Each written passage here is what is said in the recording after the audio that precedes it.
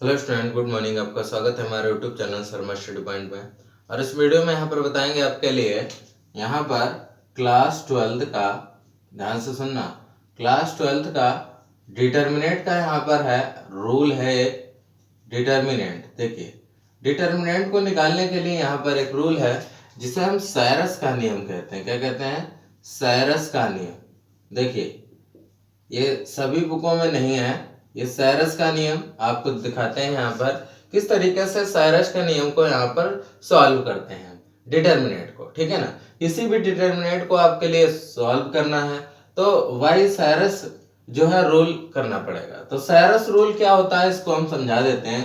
अगर मान लो आपके पास एक मैट्रिक्स दी गई है यहाँ पर A11, A12, A13, 3x3 की मैट्रिक्स है जिसमें 3 रो और 3 कॉलम होंगे। A21, A22, A23, फिर A31, A32 और A33, ये होगी। तो यहाँ पर अगर ये मैट्रिक्स और इसका डिटर्मिनेंट आप निकालना चाहते हैं, डिटर्मिनेंट मतलब डिटर्मिनेंट A ऐसे करके A11, A12, A13 और फिर A21, A22, A23, फिर A31, A32, A33। अगर आप इसको निकालना चाहते हैं, इस डिटर्मिनेंट को अगर निकालना चाहते हैं तो आपके लिए सायरस नियम का प्रयोग करना चाहिए। तो सायरस नियम क्या होता है हम आपके लिए बता दें। सबसे पहले यहाँ पर हम एलिमेंट को लिख लेते हैं। देखिए, सायरस नियम को समझते हैं। A11, A12, A13, A21, A22, A23, A31, A32, A33, ये लिख लिया। इसके बाद आप जानते हैं ये मैट्रिक्स पूरी यहाँ पर पूरी लिख ली मैट्रिक्स। इसके बाद दो कॉलम ये C1 और C2, ये जो दो कॉलम है आपके लिए, ये कॉलम इसके आगे लिखने पड़ेंगे। A11, A21, A31, फिर A12, A22, A32। ठीक है, दो कॉलम लिख लिए हमने। A11, A21, A31, फिर A12, A22, A32, दो कॉलम लिख लिए। आप क्या करेंगे? आप लिखने के बाद देखिए ध्यान से, जब जब हम ऐसा एरो लगाएंगे, इस तरीके से एरो लगाएंगे तो इसका मतलब पॉजिटिव साइन होगा, इस तरीके से एरो लगेगा तो इसका मतलब नेगेटिव साइन होगा। ठीक है, अब क्या करेंगे ध्यान से सुनना। यहाँ पर A11 से लेकर के एक डायगोनल खींच देते हैं क्योंकि मैंने एलिमेंट को लिख लिया। A11 इससे मिलेगा, इससे मिलेगा, A12 इससे मिलेगा, इससे मिलेगा, A13 इससे मिलेगा, इससे मिलेगा। इसके बाद कोई भी डायगोनल नहीं बनेगा, यानी 3 डायगोनल बन गए। तो यहाँ पर देखिए A11 की गुणा A22 से, यहाँ पर देखना A11, A22 और A33। ठीक है, ये एक साथ गुणा प्लस, इसी तरीके से प्लस क्यों? क्योंकि हम ऐसे कर रहे हैं अभी, ऐसे इधर की ओर पॉजिटिव रहेगा और इधर की ओर माइनस रहेगा, तो इधर की ओर हम कर रहे हैं। A12, A23 और A31, ये हो गया। इसी तरीके से प्लस ये वाला A13, A21, A32, ये हो गया। ये सब प्लस में रहेगा। क्या रहेगा? प्लस में। अब माइनस वाला किस में रहेगा? ध्यान से सुनना। माइनस वाला क्या रहेगा? इसको अब यहाँ पर जो एरो ऐसे लगे हुए हैं इनको हटा दो, इनको हटा दो। अब हम उल्टे एरो लगाते हैं, नीचे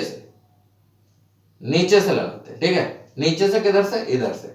इसके लिए बनाएंगे ये इससे, ये इससे, ये इससे और ये इससे, ये इससे और ये इससे। ठीक है, अब ऐसे जा रहे हैं, ऐसे में माइनस होगा तो यहां पे लिखो A31, A22,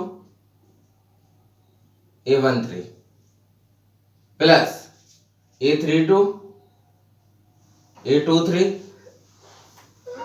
और A11, ये हो गया, प्लस A33, A21 और A12। तो ये रहेगा। देखिए, सबसे पहले हमने एरो ऐसे लगाए थे, इनके लिए पॉजिटिव साइन लिया, और अब ऐसे लगा रहे हैं तो इसके लिए नेगेटिव साइन लिया, है ना? तो आपको ये ध्यान रखना है, इधर के लिए पॉजिटिव, नीचे के लिए और ऊपर के लिए नेगेटिव, और आपको इसी तरीके से बना लेना है डायगोनल की टाइप, है ना? तो आप ये समझ गए होंगे कि हमें कैसे हल करना है, यानी इसका डिटर्मिनेंट यही आ जाएगा इसका। ठीक है, अब इसका एक एग्जांपल ले लेते हैं, यानी हमने आपको रूल तो समझा दिया, लेकिन अब आपके लिए सवाल समझा देते हैं। सवाल समझा देते हैं 3x3 मैट्रिक्स का। तो यहाँ पर देखिए, इसको हटा देते हैं और एक सवाल ले लेते हैं बेटा। तो सवाल ले लेंगे, यहाँ पर सवाल को सॉल्व करेंगे। देखिए सवाल हमने ले लिया, यहाँ पर a बराबर 3x3 की मैट्रिक्स ले लेता हूँ। डिटर्मिनेंट सीधे सीधे निकालता हूँ, यहाँ पर डिटर्मिनेंट देखो, यहाँ पर लिखा है 1 2 4 3 2 1 4 5 3, ये हो गया। अब इसका हमें डिटर्मिनेंट निकालना है बाय सेरस रूल, सेरस नियम के अंतर्गत। तो यहाँ पर सबसे पहले लिख लेंगे 1 2 4 3 2 1 4 5 3, ये लिख लिया। पहले तो पूरी डिटर्मिनेंट को लिख लिया। आप दो कॉलम और लिखेंगे आगे, दो कॉलम। तो लिखो 1 3 4 फिर 2 2 5, ये लिख लिया।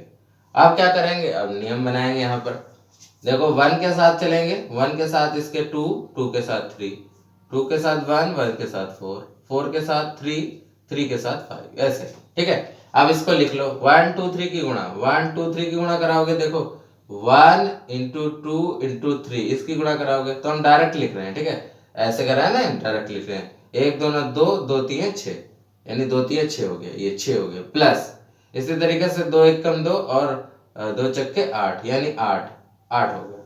इसी तरीके से 4 3 12, 12 पंजे कितना हो जाएगा, 12 पंजे 60, ये 60 हो गया। ठीक है, इसी तरीके से अब ये प्लस का तो हो गया, ये सब पूरा प्लस का हो गया। अब फिर माइनस, आप देखिए माइनस किसके उल्टे लेंगे, उल्टे चिन्ह लेंगे तो इनको हटा देंगे, इनको हटा दो, इनको क्या करेंगे, हटा दो, इनको हटा दो। आप दूसरे उल्टे चिन्ह लेंगे। अब उल्टे चिन्ह लीजिए, कैसे लेंगे ध्यान से सुनिए, उल्टे चिन्ह लेते हैं। अब ऐसे इसके इसके साथ, इसका इसके साथ, इसका इसके साथ, इसका इसके साथ, इसका इसके साथ, ये तीसरा है, इसका इसके साथ, इसका इसके साथ। चलिए अब ऐसा लीजिए, क्योंकि हमें ऐसे नंबर लेने थे अब ऐसे में, तो इसका इसके साथ हमने कर लिया, इसका इसके साथ, इसका इसके साथ, है ना। अब ये सिंपल ही हो गया। अब क्या करेंगे, यहाँ पर गुणा करेंगे। देखो 4 दूनी 8, 8 चौको 32, 32 हो गया। प्लस 5 एकम 5, फिर से 5, तो यहाँ 3 3 9, 9 दूनी 18, 18 हो गया। अब इसको जोड़ लो, इसको जोड़ लो, हटा लो आपस में। 8 से 14, 14 और 60, 60 और 14, देखो 4 7 74, 74 माइनस ये 32 और 5 कितना हो जाएगा, 37, 37 और 18, 18, 8 7 15 का 5 ऐसे लगाए, 3 1 4 और 5 55। तो यहाँ पर इसको घटा लीजिए, 74 माइनस 55। तो यहाँ पर 14 में से 5 गया 9, और यहाँ पर बचा आपके लिए 6, 6 में से 5 गए 19 बचा। यानी डिटर्मिनेंट ए बराबर कितना आ गया, 19 आ गया। इसका हल कितना आ गया, 19 इसका आंसर आ गया, 19 इसका हल आ गया। ठीक है ना। तो इस तरीके से यहाँ पर सेरस नियम को यूज कर सकते हैं, सेरस नियम को सॉल्व कर सकते हैं। यहाँ पर आपके लिए बहुत इंपॉर्टेंट है, ये बहुत इंपॉर्टेंट है। ये किसी किसी बुक में नहीं दिया गया है और किसी बुक में दिया गया है, तो ये वेरी इंपॉर्टेंट है सेरस का नियम, जिससे हम डिटर्मिनेंट की वैल्यू निकाल सकते हैं। तो आई होप आप ये पूरी तरीके से समझ गए होंगे सेरस का नियम। तो चैनल पर नए हैं तो चैनल को सब्सक्राइब कर लीजिए और बेल आइकन को भी प्रेस कर लीजिए, जिससे हमारी वीडियो की नोटिफिकेशन आप तक पहुंचती रहे और आप नए नए रूल को और यहाँ पर पूरी मैथ को सीख सकते हैं। Thank you for watching this video.